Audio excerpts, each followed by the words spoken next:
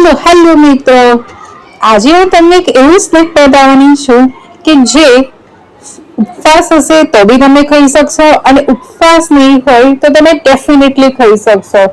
Yes, today it's not a potato chips, not a nachos, but એકદમ દેશી hero એટલે કે બનાના ચિપ્સ. બટ તમે માર્કેટથી ખરીદો એના કરતાં હાફ પ્રાઇસમાં બનાના ચિપ્સ ઘરે રેડી કરી લો. એના માટે આપણે આ રીતના કાચા કેળા જે માર્કેટમાં અવેલેબલ હોય છે એ લીધા છે. મેં અત્યારે વજનમાં 250 ગ્રામ જેટલા કાચા કેળા લીધા છે. હવે ફ્રેન્ડ્સ, આપણે એને આ જે કાચા કેળાની છાલ હોય છે એને રિમૂવ કરી લેવાની છે અને આ પ્રોસેસ કરીએ ત્યાં સુધી સાઈડ બાય સાઈડ આપણે તેલ ગરમ કરવા મૂકી દેવાનું છે. ફર્સ્ટ ઓફ ઓલ, જ્યારે બી આપણે આ બનાના ચિપ્સ બનાવતા હોઈએ તો આપણે પ્રોપર કાચા કેળા લેવાના છે. થોડા કાચા થોડા પાકા લેશો તો વેફર તૈયાર તો ક્રિસ્પી થઈ જશે, બટ ધેન સોફ્ટ બી થઈ જશે. એટલે આ વાતનો ખ્યાલ રાખીશું. અને આ રીતે મેં બધા કાચા કેળાને છોડી દીધા છે. હવે આપણે આ સ્લાઇડરનો યુઝ કરવાનો છે. તમારા ઘરે જે સ્લાઇડર હોય તમે લઈ શકો છો. હવે એક વાડકીમાં આપણે 1 ચમચી મીઠું, જે ઉપવાસનું સીધા મીઠું હોય છે, અને 3 ચમચી જેટલું પાણી એડ કરી અને મીઠાને ઓગાળી લેવાનું છે. આ વેફરનું મેઇન ઇન્ગ્રેડિયન્ટ છે, આને સ્કીપ ના કરતા. હવે આપણે મીડિયમ ફ્લેમ પર ઓઇલ ગરમ થઈ જાય એટલે આ રીતે આપણે સ્લાઇડરથી વેફર તેલમાં સ્લાઇડ કરી લેવાની છે.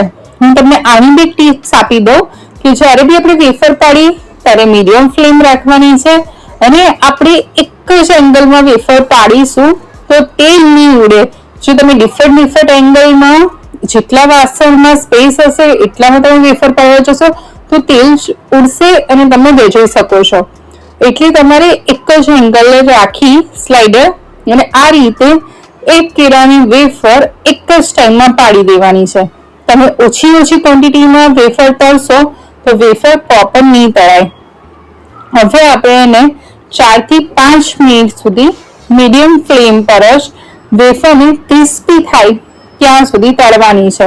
બટ વચ્ચે આ રીતે એને ફેરવતા જઈશું. આ પ્રોસેસ એટલે કરવાની કે એનાથી બધી સાઈડ પ્રોપર તળાઈ જાય. હવે મેઇન વસ્તુ કે આપણે જે મીઠાવાળું પાણી બનાવ્યું હતું એ વચ્ચે 2 ચમચી જેટલું એડ કરી દેવાનું.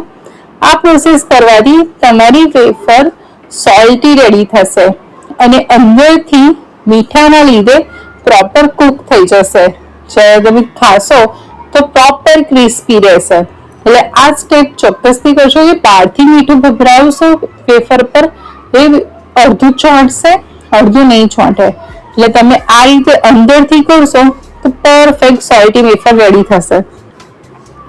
તમે ફ્રેન્ડ્સ જોઈ શકો છો કે હું ફેરવતા બધી સાઈડથી વેફર પ્રોપર તળી રહી છું.